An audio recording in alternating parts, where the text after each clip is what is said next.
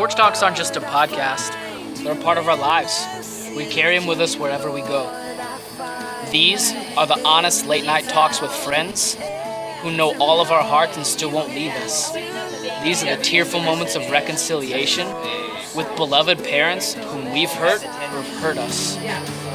These are the moments in relationship where we're confused about exactly where we stand with Jesus.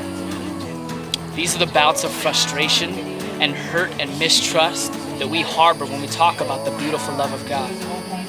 These are the Porch Talks, and they're ours.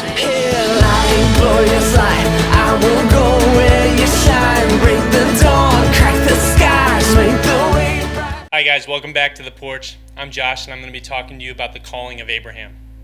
So God goes to Abraham and says, "Of you I will make a great nation. Those who bless you will be blessed, those who curse you will be cursed, and you will be a blessing for all the earth." Now, a little background on Abraham. To this point, he hasn't really done a whole lot. We know that he was born and that he married a woman who was barren, married a woman who could not have children.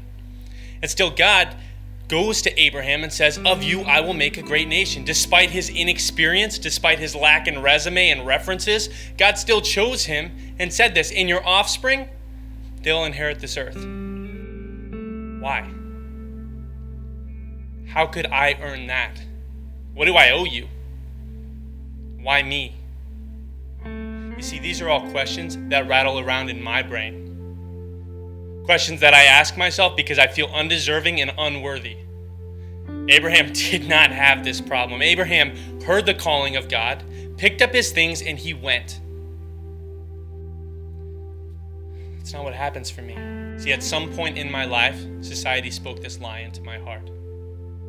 It told me that what I do equals who I am, that my performance defines me, that nothing is free, that my value is based upon the contribution that I am willing to offer. It told me that apologizing for someone else's sacrifice is more valuable. Society has helped me build a wall brick by brick that blocks me from God's grace, that blocks me from accepting the grace from someone else, that prevents me from showing true grace to anyone, including me. You see, not long ago, this guy came along. This guy who said something radically different. He said, "I'm here for the broken, I'm here for the weak, I'm here for the poor. I'm here for the alcoholic still trying to get sober but feels like he can't.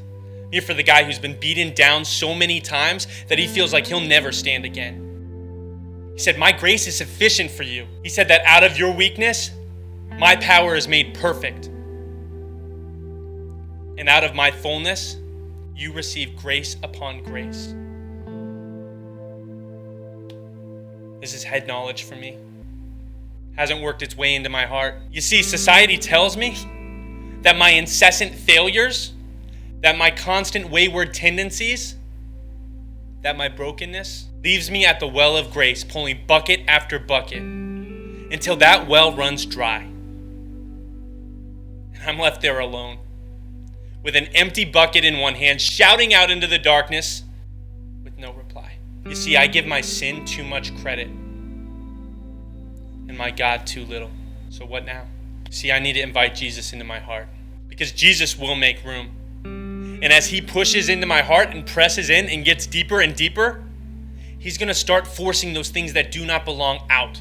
He's going to force out that shame and that sin and that hurt and that pain. He's going to transform a story of shame into a testimony of grace. And there I am, standing next to Jesus, just as undeserving as I was before, just as unworthy, but this time grateful.